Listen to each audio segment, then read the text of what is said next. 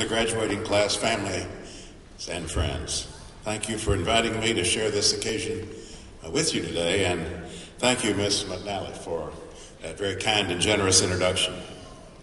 It really is an honor to address this graduating class, particularly in this 50th anniversary year of Durham Technical Community College.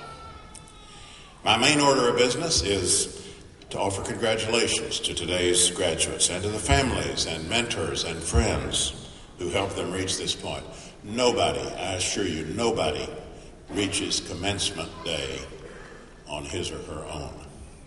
We all know this, and it's an important aspect of this observance to thank those who've brought us to this point. I also welcome the opportunity to reflect, and I promise you it'll be brief, on the mission of this institution, on how your accomplishment relates not just to your personal future, but also to the future of our community and our country. In many ways, the story of Durham Tech is the story of our region. 50 years ago, the area surrounding Raleigh, Durham, and Chapel Hill was, in the words of one of the pioneers of the Research Triangle Park, composed of little more than scrub pines and possums. But we had something else, namely visionary leaders from government, the private sector, and academia, who came together to establish a research and development park in the middle of that pine forest. They did so because they recognized the Triangle's major assets: world-class educational institutions that could produce the ideas and the innovations that would fuel the modern economy, as well as people with the talent and the work ethic to bring these ideas to scale. As a result, the Triangle is now home not only to tobacco farmers, but to some of the world's leading agricultural research and crop science enterprises. It's home not just to textile mills, but to institutions and firms researching and developing textile products for applications beyond our forebears' imaginations. And of course, these industries have been joined by newer ones, from information technology and biopharmaceuticals to green energy and financial services. Our four-year colleges and universities have been visible catalysts of this economic transformation, and our region's community colleges have served as its engine. Community colleges, and Durham Tech in particular, have produced business leaders and entrepreneurs, as well as highly capable workers, and they've done so while constantly reinventing themselves as industries have evolved or given way to new ones. At the national level, our leaders have also recognized the critical role that technical and community colleges play as drivers of economic growth and renewal. President Obama has made community colleges a key focus of his innovation agenda, with enthusiastic support from the Vice President's wife, Dr. Jill Biden. Education at a two-year school, as Ms. McNally noted. I went to what was then Mars Hill Junior College, just across the mountain from my home in East Tennessee. After finishing in Mars Hill, I made the transition that some of you will make, from a two-year institution to a four-year institution. In this case, UNC Chapel Hill, where I recently had the sobering experience of attending my 50th reunion. My experience at Mars Hill got me off to a positive and supportive start and helped motivate one of my first legislative endeavors after I was elected to Congress. I was elected to serve on the House Science Committee, and I noticed right away that the federal government's education and training efforts, particularly those of the National Science Foundation, were first focused overwhelmingly on four-year universities. Very little attention was being paid to the role of two-year and community colleges in workforce development and in increasing our nation's competitiveness. In other words, very little attention was being paid to advanced technical education. This seemed short-sighted to me, and to help fill the gaps, I initiated what's now called the Advanced Technological Education Program at the National Science Foundation. ATE provides targeted support to community colleges and community college systems to develop innovative curricula and teaching methods focused on high-tech industries, and also to form innovative partnerships with the private sector between community colleges and private businesses. Now, I recount this story to make a broader point.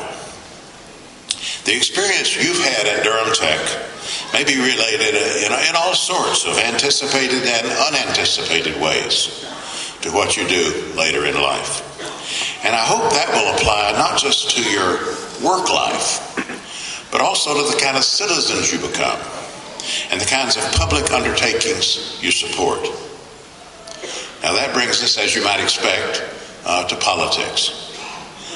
I don't know what image first comes to your mind when you hear the word politics, but I hope it goes beyond 30-second ads and talk show rants and special interest pleading and power-mongering. We all know about those negative associations. But the fact is that politics in a democracy is an indispensable means of achieving our common purposes as a community. I've always been grateful to have come of age politically during the civil rights era, because it was such a positive, formative experience. What the civil rights era taught my generation was that committed people acting together using the legitimate instruments of power and persuasion could right ancient wrongs. It's important not to lose, indeed we must insist upon, that vision of politics in a democracy as an instrument of common purpose, to the active and engaged citizenship of those who've gone before. So it's not enough to just receive a diploma here today and take your place at a business or another institution tomorrow, as important as that is and as satisfying as it's going to be. You have enhanced potential also as informed and active citizens, and your participation in our community must extend to its civic life. Durham Tech has already recognized this vital connection by marking its 50th anniversary as a year of service, a fitting tribute to the role this institution has played in service to the Triangle community. And so I urge all of you to carry forth this notion as you leave this institution and assume your next station of life. I hope you will see both your work life and your civic life as proving grounds for the education you've received.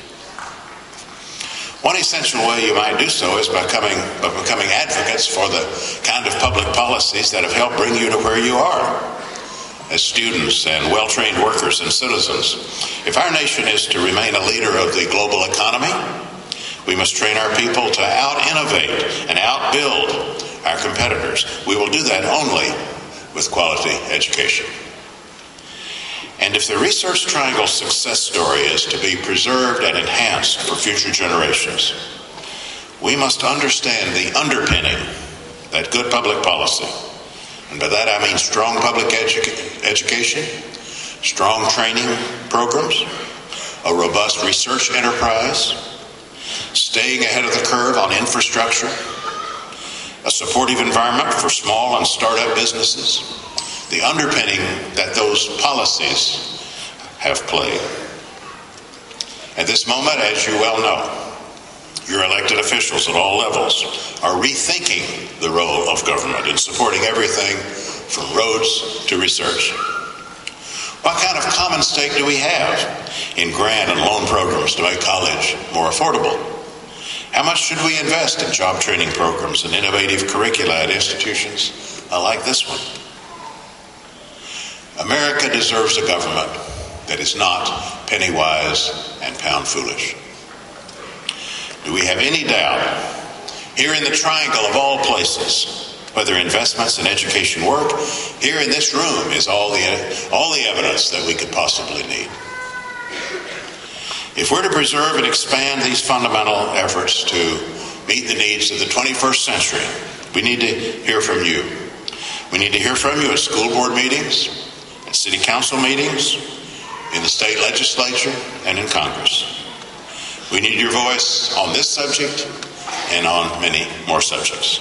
I hope you'll consider it your obligation to contribute to the common good not only through your work and enterprise, but also through your service and citizenship.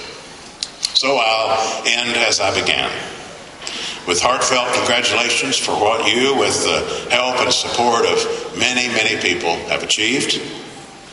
You've made it through Durham Tech's demanding course of study, often under trying circumstances, on tight budgets, balancing competing family and job demands. We salute you for that. You've earned the admiration of this community, and we look forward to the contributions you will continue to make. I wish you good fortune as you take your skills and industry and determination out into the wider world. I wish you the satisfaction of productive work that uses your full potential.